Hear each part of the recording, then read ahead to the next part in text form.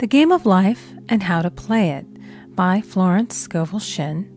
Chapter 6, Casting the Burden, Impressing the Subconscious.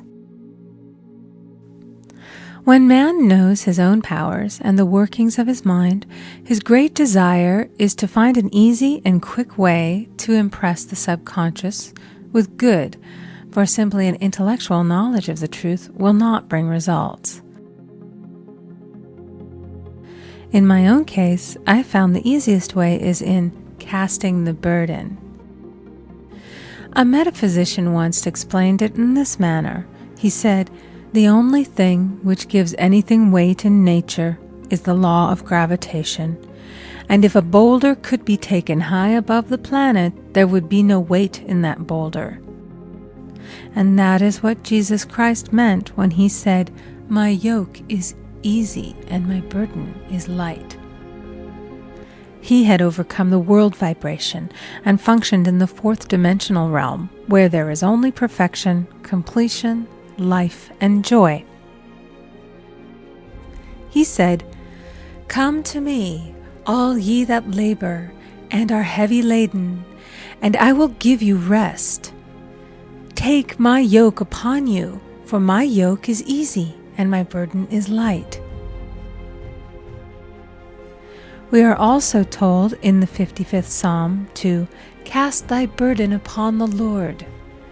Many passages in the Bible state that the battle is God's, not man's, and that man is always to stand still and see the salvation of the Lord. This indicates that the superconscious mind, or Christ within, is the department which fights man's battle and relieves him of his burdens.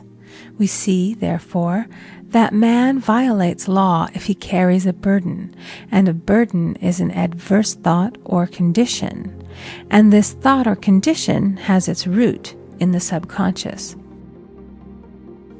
It seems almost impossible to make any headway directing the subconscious from the conscious or reasoning mind, as the reasoning mind, the intellect, is limited in its conceptions and filled with doubts and fears.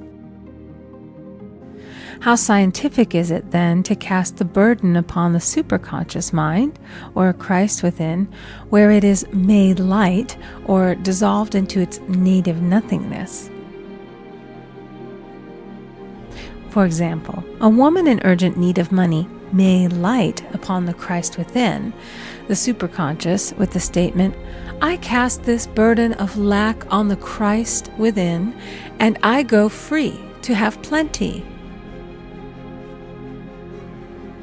The belief in lack was her burden, and as she cast it upon the superconscious with its belief of plenty, an avalanche of supply was the result. We read, "The Christ in you, the hope of glory." Another example. One of my students had been given a new piano, and there was no room in her studio for it until she had moved out the old one. She was in a state of perplexity. She wanted to keep the old piano, but knew of no place to send it. She became desperate, as the new piano was to be sent immediately. In fact, was on its way, with no place to put it.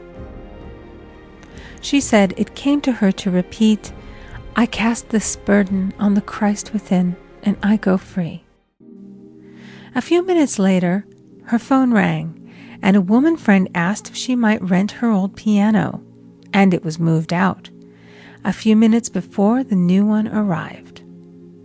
I knew a woman whose burden was resentment. She said, "I cast this burden of resentment on the Christ within, and I go free to be loving, harmonious, and happy."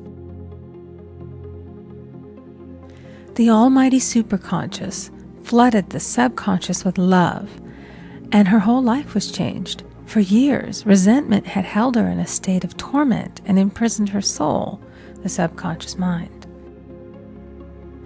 The statement should be made over and over and over, sometimes for hours at a time, silently or audibly, with quietness but determination.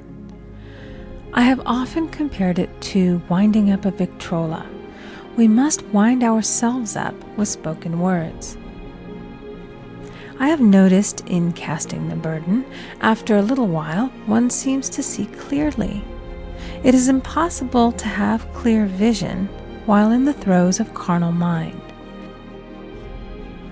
Doubts and fear poison the mind and body, and imagination runs riot, attracting disaster and disease. In steadily repeating the affirmation, "I cast this burden on the Christ within and go free," the vision clears, and with it a feeling of relief, and sooner or later comes the manifestation of good, be it health, happiness, or supply. One of my students once asked me to explain the darkness before the dawn. I referred in a preceding chapter to the fact that often, before the big demonstration, everything seems to go wrong, and deep depression clouds the consciousness. It means that out of the subconscious are rising the doubts and fears of the ages.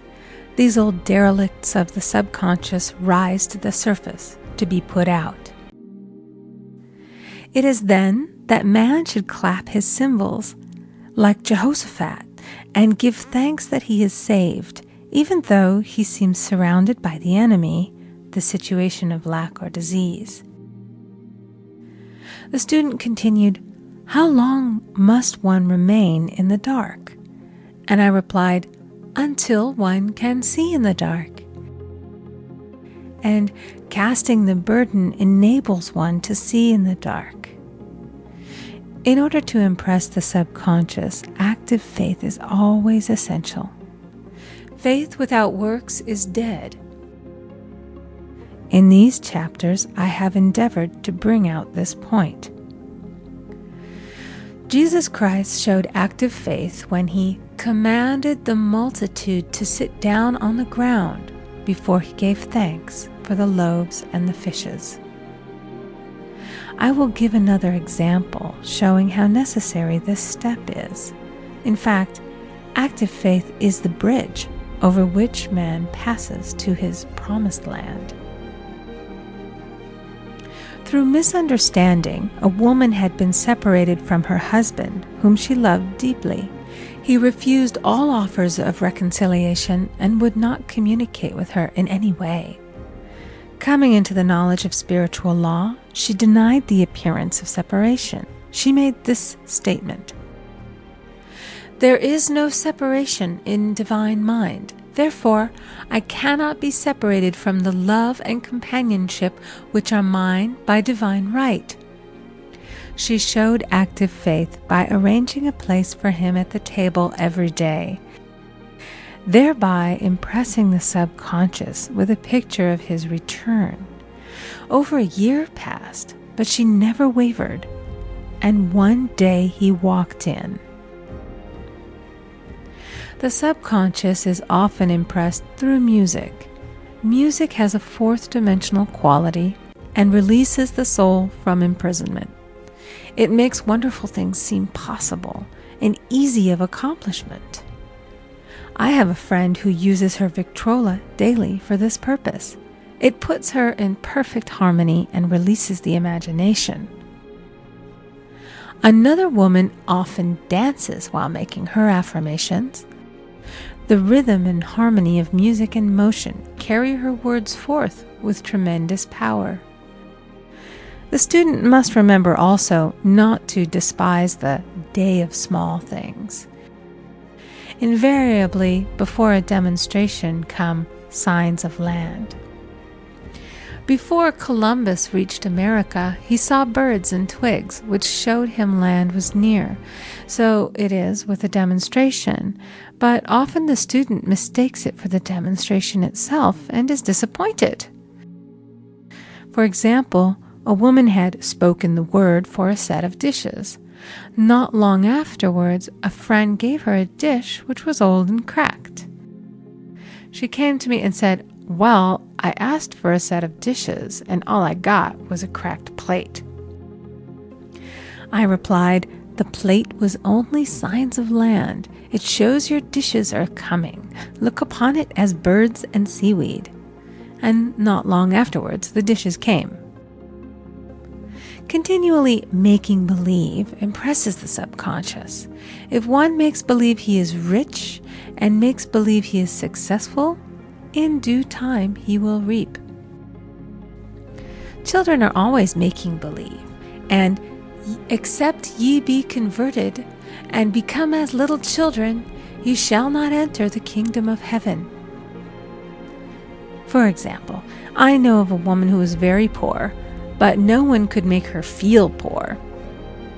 She earned a small amount of money from rich friends who constantly reminded her of her poverty and to be careful and saving.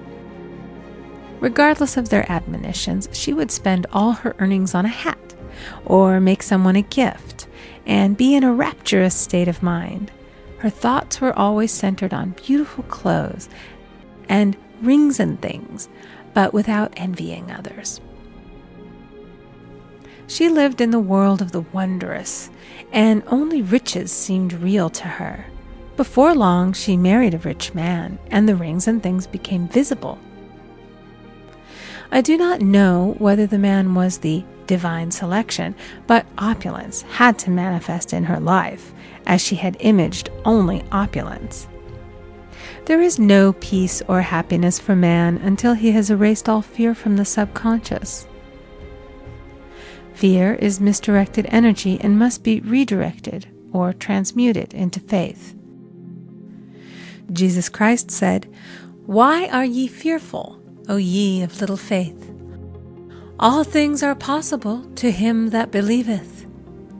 I am asked so often by my students, "How can I get rid of fear?" I replied, by walking up to the thing you are afraid of. The lion takes its fierceness from your fear. Walk up to the lion and he will disappear. Run away and he runs after you. I have shown in previous chapters how the lion of lack disappeared when the individual spent money fearlessly, showing faith that God was his supply and therefore unfailing. Many of my students have come out of the bondage of poverty and are now bountifully supplied through losing all fear of letting money go out. The subconscious is impressed with the truth that God is the giver and the gift. Therefore, as one is one with the giver, he is one with the gift. A splendid statement is, "I now thank God the giver for God the gift." Man has so long separated himself from his good and his supply through thoughts of separation and lack that sometimes it takes dynamite to dislodge these false ideas from the subconscious, and the dynamite is a big situation. We see in the foregoing illustration how the individual was freed from his bondage by showing fearlessness. Man should watch himself hourly to detect if his motive for action is fear or faith. Choose ye this day whom we shall serve, fear or faith. Perhaps one's fear is of personality. Then do not avoid the people feared. Be willing to meet them cheerfully, and they will either prove golden links in the chain of one's good, or disappear harmoniously from one's pathway. Perhaps one's fear is of disease or germs. Then one should be fearless and undisturbed in a germ-laden situation, and he would be immune.